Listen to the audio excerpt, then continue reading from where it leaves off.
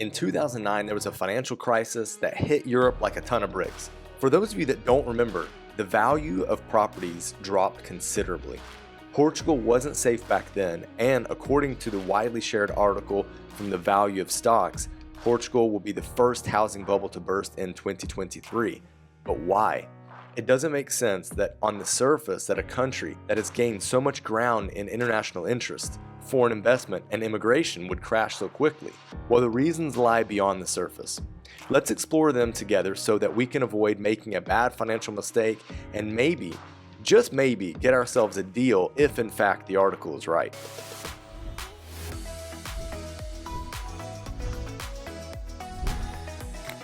So for there to be a heavy crash, it's usually because prices are inflated to start with. Why are prices high? This can be partially answered by supply and demand. There's a perceived lack of supply and, like mentioned before, a fairly recent explosion in demand. This demand started before the pandemic, and once more and more agents figured out how to sell properties to buyers remotely, the stagnation that existed in the middle of the pandemic quickly gave way and more properties were moving. Here's the catch though. Portugal has a high housing stock. In fact, it's one of the highest countries in Europe with dwellings per number of inhabitants. A lot of properties aren't listed for sale, and the stock is estimated to be around 750,000 homes that sit empty. This is partially due to the fact that there are some pretty wild restrictions for selling a house that has been inherited. If a person passes away and their house is passed down to the family, you have to get all of those family members to agree to selling the property. And oftentimes there's a holdout in the family that doesn't want to sell it for one reason or another. It could be because they just want to keep it in the family, or maybe they don't agree to the sell price. Either way, the house will sit empty for who knows how long. Another reason that houses could be empty is because owners just simply don't want to bother with renting out their houses. Renting a house out on the long-term market has seen its own complications lately.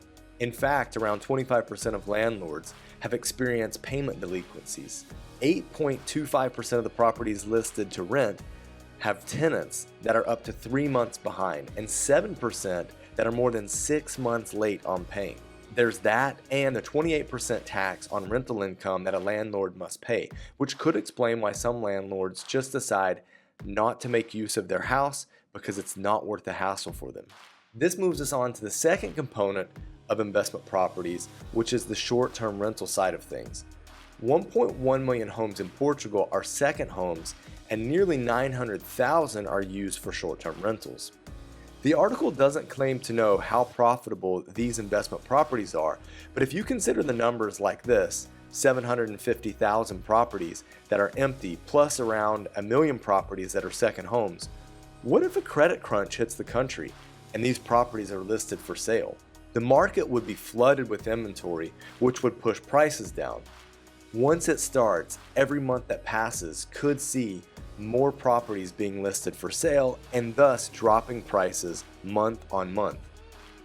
In 2021, there were 165,682 recorded housing transactions for the year. Things could get ugly as those numbers don't add up. So let's talk about housing prices. Since 2015, Portugal's housing prices have deviated from the European Union average. The hockey stick upward has separated Portugal from the EU in a pretty dramatic way, and it's heavily felt in Lisbon, where there's a 336% deviation from the national average.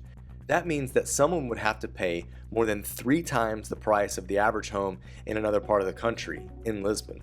Portugal's price deviation is so extreme that it's pretty much 2 times the deviation that Germany has had, as Germany's price deviation is at 77%. Plain English, this means that things are more expensive than they should be, meaning that real value isn't there, and there's a degree of speculation that's going on. So how did we get here?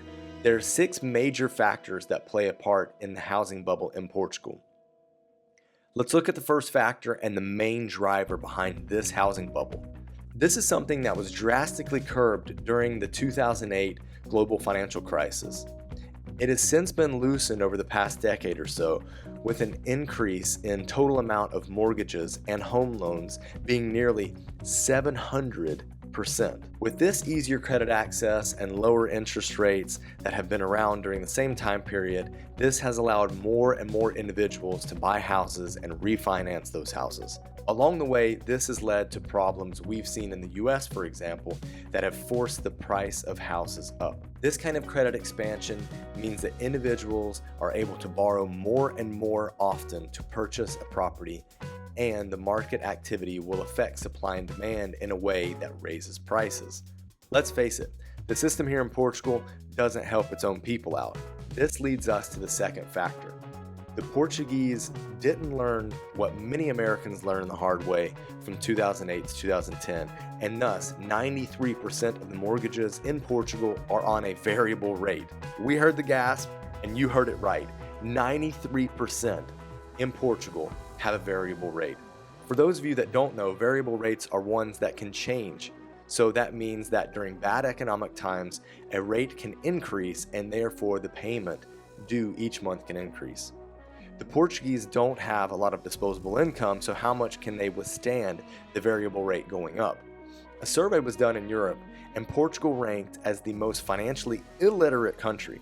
This is the main reason why most of the mortgages in the country have a variable rate. At this point, it seems so socially normal in Portugal to have variable rates that bankers are also incapable of advising families appropriately. Look, if you ask us and look at history, get yourself a fixed rate that you can afford and just be done with it. You'll be far more certain of tomorrow than if you get a variable rate. And just for some comparison, the average percentage of variable rate mortgages across the EU is 15%. Now, what about the inflow of foreigners? This is our third factor. Okay, here we go. And this is where we're partially to blame, but only partially. So don't get too wild with this one. As of the data that we have, in 2021, foreigners made up 10% of all real estate transactions, and they pay on average 75% more for a house. Now, we're not sure by the data if they're overpaying for a house or just simply buying more expensive real estate, but either way, it's noteworthy. Since we don't have the 2022 numbers, it's important to note that the 2021 numbers are lower than that of 2017 and 2018. So knowing that 10% of all transactions is a decrease in interest, what do we make of it? Well, let's look at where these transactions have occurred. In the famed Algarve, foreigners account for 40% of all of the transactions and nearly 46% of the total property value transacted. In Portugal's capital, Lisbon, foreigners represent 23% of all transactions and over 35% of the total value transacted. The general consensus is that foreigners are bringing more money into the capital from their higher paying jobs abroad, large nest eggs, or from the sale of more expensive properties in their home country, and they're willing to pay more to get the perfect piece of Portuguese paradise. We're not saying don't move to Portugal and buy property here, but we would like to see foreign buyers come in responsibly and purchase things at market value and not get into wild bidding wars or inflated opening bids. Here's something that you wouldn't expect on the face of it to create a housing bubble, but indeed it can push prices up directly or indirectly. Low interest rates. This is the fourth factor. Low interest rates can inadvertently create a scenario where people spend more than they realistically have or over-leverage themselves. This is kind of where some people found themselves in 2008 as they paid more than they should have for a property because at the time they could afford it. Property prices dropped and they were underwater with their mortgage.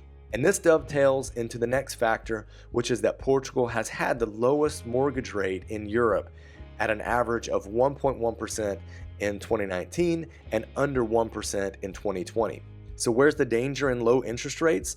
Remember that 93% of mortgages are variable rate mortgages, and that a considerable amount of Portuguese families don't have a lot of disposable income to pay for the increase in their mortgages. This isn't to say Portuguese people are poor, but it is worth noting that according to the National Statistics Bureau, the INE, in 2020, the average gross monthly salary in Portugal was 1,314 euros, which comes to 18,396 euros per year, including the Christmas and holiday bonuses. There's not a ton of disposable income for Portuguese families, and if 1,314 is the average and 705 was the minimum wage for 2022, there are a lot of families that are below the average.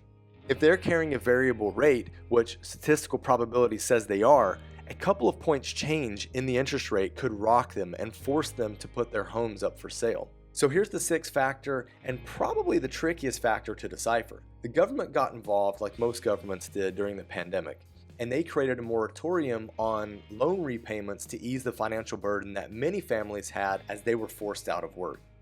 These families were given a break from having to pay their monthly mortgages, but it wasn't that it was erased and that their mortgage was paid for them.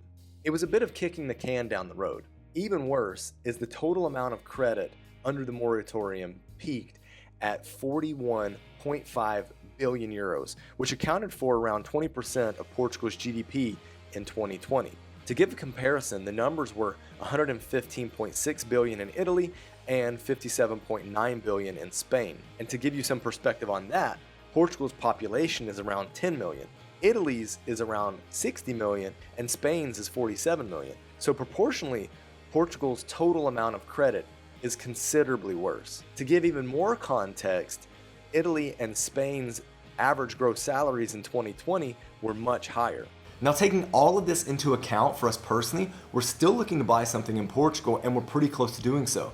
And if you want to see what's been happening with the Portuguese housing market over the past 2 years, with real examples of properties in a variety of price points, click here.